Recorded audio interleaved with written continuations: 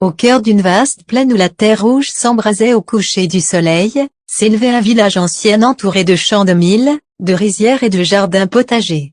Les cases rondes coiffées de toits de chaume s'alignaient comme des perles autour d'un arbre majestueux, un baobab séculaire, si grand que son ombre couvrait la moitié de la place centrale. C'était sous cet arbre que les anciens se réunissaient pour discuter, que les griots chantaient les histoires du passé, et que les enfants jouaient à courir en riant jusqu'à l'épuisement. Le baobab était considéré comme le gardien du village, un témoin silencieux des joies et des malheurs des générations. Dans ce village vivait une petite fille du nom de Nafi. Elle n'avait pas plus de 10 ans. Son regard était doux, profond, et ses grands yeux sombres semblaient toujours chercher quelque chose au loin. Elle vivait avec ses parents dans une petite case à l'écart, près de la rivière où les femmes venaient puiser de l'eau chaque matin. Le père de Nafi, Mamadou, était un cultivateur respecté. On disait qu'il avait les mains bénies par la terre, car tout ce qu'il plantait donnait de bons fruits. Sa mère, Aminata, était une femme au cœur généreux, elle partageait toujours son peu de mil avec les voisins dans le besoin, et sa voix douce résonnait souvent dans le village lorsqu'elle chantait des berceuses aux enfants. La vie de Nafi, bien que modeste, était remplie de chaleur. Chaque soir, après la journée de travail, la famille s'asseyait devant leur case pour écouter les contes des anciens qui parlaient d'esprits de la brousse, de lions courageux et d'ancêtres valeureux. Le rire de sa mère et la main rassurante de son père rendaient le monde lumineux et sûr. Mais au-delà de cette sérénité apparente, l'ombre d'un destin cruel se préparait déjà.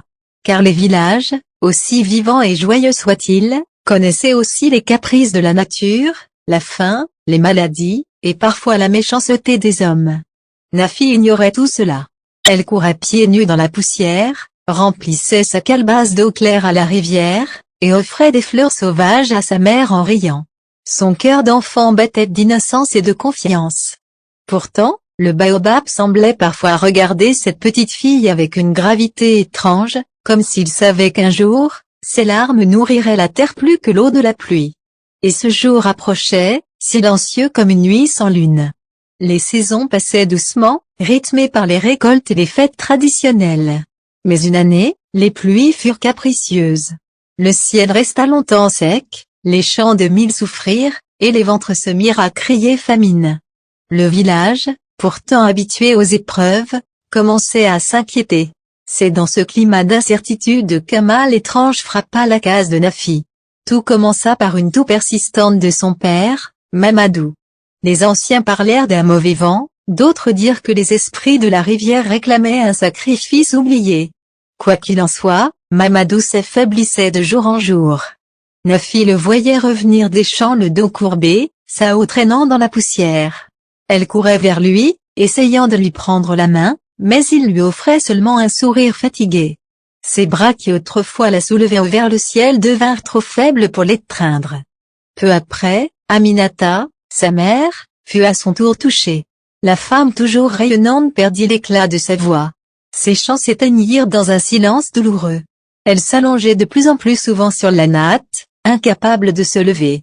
Les voisins vinrent parfois déposer un bol de bouillie ou quelques morceaux de poisson séché, mais nul ne pouvait combattre le mal invisible qui rongeait la famille. Nafi, encore si jeune, s'efforçait d'apporter de l'eau à ses parents, de préparer le peu de nourriture qu'elle trouvait, mais ses petites mains ne suffisaient pas à retenir la vie qui s'échappait doucement de la case. Une nuit, alors que la lune brillait faiblement derrière un voile de nuages, Mamadou prit la main de sa fille. Sa voix était basse, tremblante, mais empreinte d'une tendresse infinie. « Nafi, ma petite graine, la vie n'est pas toujours clémente. Mais n'oublie jamais que ton cœur est plus fort que la douleur. Tant que tu garderas la bonté en toi, tu ne seras jamais vraiment seul. » Ses yeux se fermèrent, et son souffle s'éteignit comme une flamme emportée par le vent. Aminata, serrant sa fille contre elle, laissa échapper ces dernières paroles le lendemain. « Mon enfant, chaque larme que tu verseras sera une prière entendue par la terre. Ne crains pas de pleurer, car tes larmes ne seront pas vaines. » Puis elle rejoignit son époux dans le silence éternel. Nafi resta immobile, incapable de comprendre. Elle croyait que ses parents allaient se relever, que demain redeviendrait comme hier. Mais la case était désormais froide et vide. Le rire de sa mère et la force de son père s'étaient évanouis pour toujours.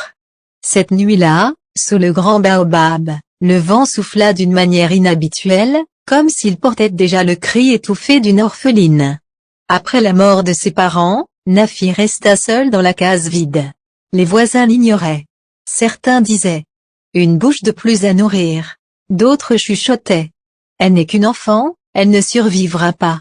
Nafi passait ses journées à errer près de la rivière. Elle pleurait en silence, serrant une petite calebasse de sa mère comme unique souvenir. Le soir, elle s'asseyait sous le baobab. Le vent faisait bruire les feuilles comme pour lui répondre. Peu à peu, la faim se fit plus dure. Nafi devait travailler pour recevoir un peu de nourriture, porter de l'eau, ramasser du bois, nettoyer des cases. Mais souvent, on la repoussait. Elle dormait parfois sans manger. Une nuit, ses larmes tombèrent dans la poussière. Le lendemain, à cet endroit, une petite plante verte avait poussé. Nafi crut d'abord à un rêve.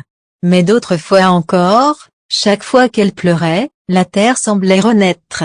Elle comprit alors que ses larmes avaient une force que personne ne voyait encore. Les jours passèrent, et le village s'enfonça dans la sécheresse.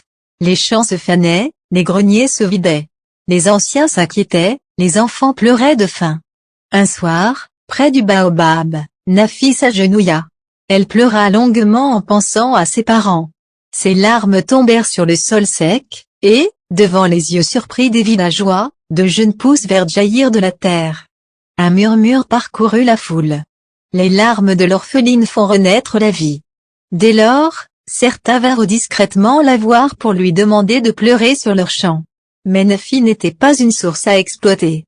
Ses larmes venaient seulement de sa tristesse profonde, et non d'un simple ordre. Une nuit, alors que les étoiles brillaient à peine, Nafi s'agenouilla sous le baobab, épuisée par la faim et les travaux qu'elle devait encore accomplir. Ses larmes tombèrent en abondance, nourrissant la terre assoiffée. Et cette fois, le ciel, comme si ses larmes avaient atteint les cieux, s'ouvrit, une pluie douce et continue tomba sur le village. Les villageois accoururent dans les champs. La joie, l'étonnement et la gratitude emplirent le cœur de chacun.